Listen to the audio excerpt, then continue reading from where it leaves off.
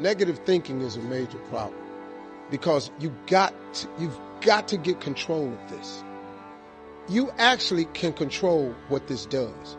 No one else is in charge. If the devil is in charge, it's because you gave him permission. You allowed him in. If God is operating up there, it's because you gave him permission. You allowed him in. It's not a magic trick, man. If you want to be successful, you have to get control of this. Like I was telling her earlier, look, you can eradicate negative thinking from your life. Now, it's not going to say you're not going to ever have a negative thought. That's not human. I have them, but I don't have them nowhere near as frequent as I used to because I learned what they are, how they work. I get rid of them. I don't have time for you. I'm on a positive track. I got things I'm trying to accomplish. I'm trying to be successful and I'm trying to be happy. If you're trying to be successful or happy, you have no room for negativity. The best way to mask yourself from negativity every morning is to start with gratitude. I'm telling you, man, it's a very simple process. Big thinking gets rid of negativity. Dreams and visions gets rid of negativity. But you got to remember, man, that you operate. When you pray, God ain't the only one here to pray. The devil is listening to you. So his job is to dissuade you. His job is to keep you off track. Devil ain't got but one job. He don't want you to be successful. He don't want you to discover your dream. He don't want you talking to God. So he get busy. He busy, man. He send people your way all the time. Now, what you cannot do is bury yourself by using your success compared to other people. See, because here's the danger. Let me teach you this. Success is not how far you got. Because, see, you're going to be disappointed all the time. Because somebody always further than you. So now you'll forever be disappointed. Success ain't how far you got. Success is how far you got from where you started. That's your success. That's yours. But you mean to tell me that I ain't smart enough to go, Steve? You used to stutter. You couldn't talk outside your house. Steve, you flunked out of school. Steve, you don't have a degree. Steve, you lost everything twice. Steve, you've been homeless and you lived in a car. See, I did all that. So my success ain't from where I am. It's from where I started. So guess what? I'm a successful person. Your footprints to success are really footprints of success. Because every step that is made and taken based upon the goals that you have for your life, and you're managing those goals correctly, every step is the progressive realization of success in your life.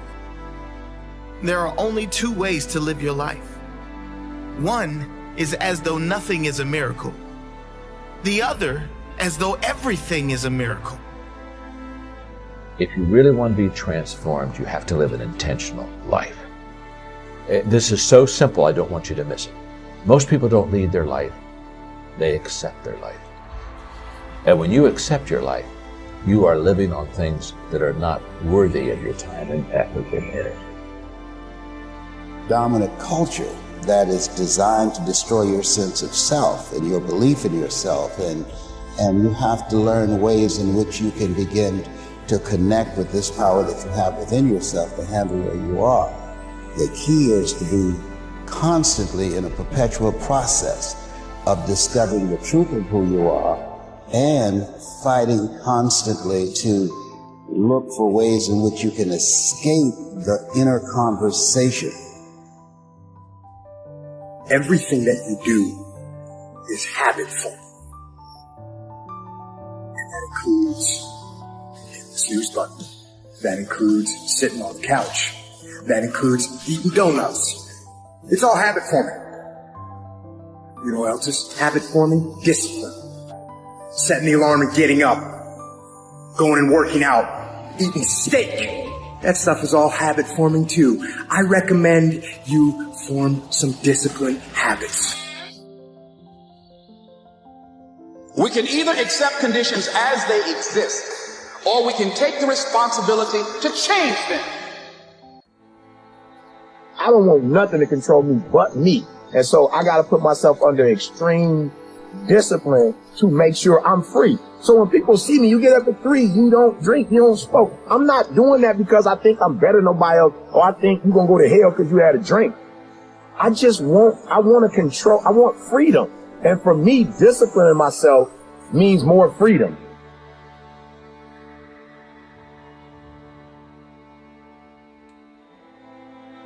Jot this down. Also give yourself a chance to change.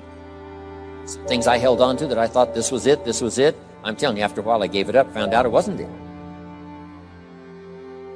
So give yourself a chance to change. Refine your philosophy. Refine your direction. If you'll give yourself a chance to do that, here's what will happen down the road a ways. A new door will open that you haven't discovered before. Give yourself a chance to change. Reevaluate. So let your library be a testimonial of your dedicated interest in accelerated personal development. That you will read whatever you have to read. You will hear whatever you must hear. And you will watch and see whatever you must see in order to make your life refined and worthwhile and achieve all of your purposes. It takes a lot of effort to learn. It takes a lot of effort to grow. It takes a lot of effort to decide and debate. But jot this down. It's all worth the price.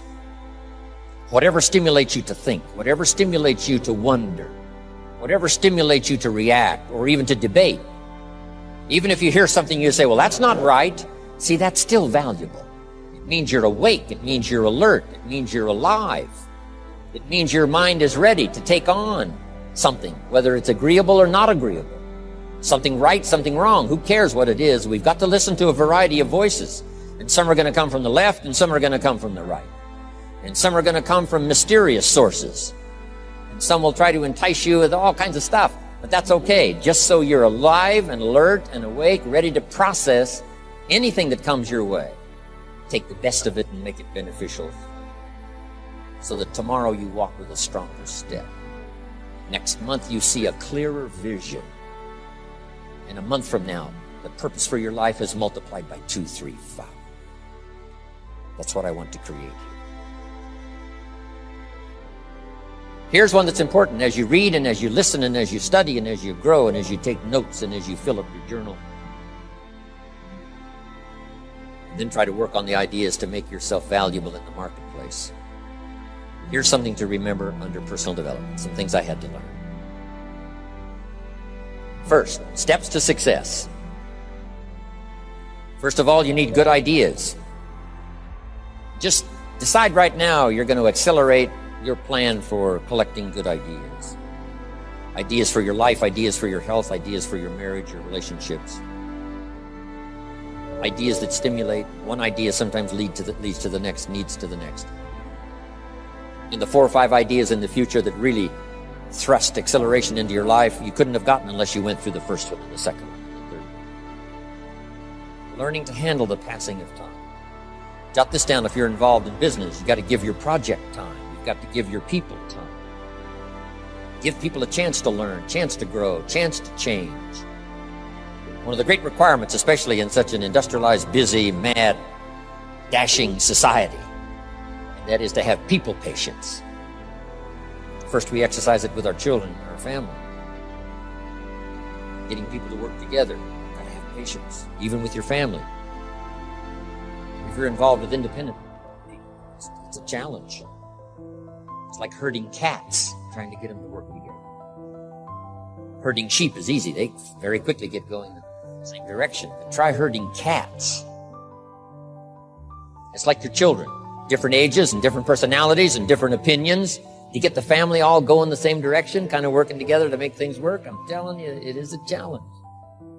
But if you'll have some patience, you can do it. Now, here's the big one, to have patience with yourself. Give yourself time to learn. Give yourself time to understand good ideas. Give yourself time to make changes and then grow into those changes. Give yourself time to refine your personality to fit the business, whatever business you're engaged in. Some you may have to speak up a little stronger, and some you may have to calm down just a little bit more. Just learn to refine your personality and your temperament to suit.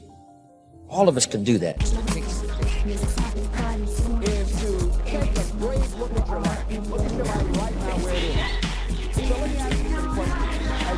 to look out in the future, look out on this year, let's take personal inventory. What has brought you here? As you begin to look at the things that took place this past year, did you get out of it what you wanted? Did you achieve the goals that you set out to achieve? What part of your life, or what things that you do that you don't want to be a part of your life?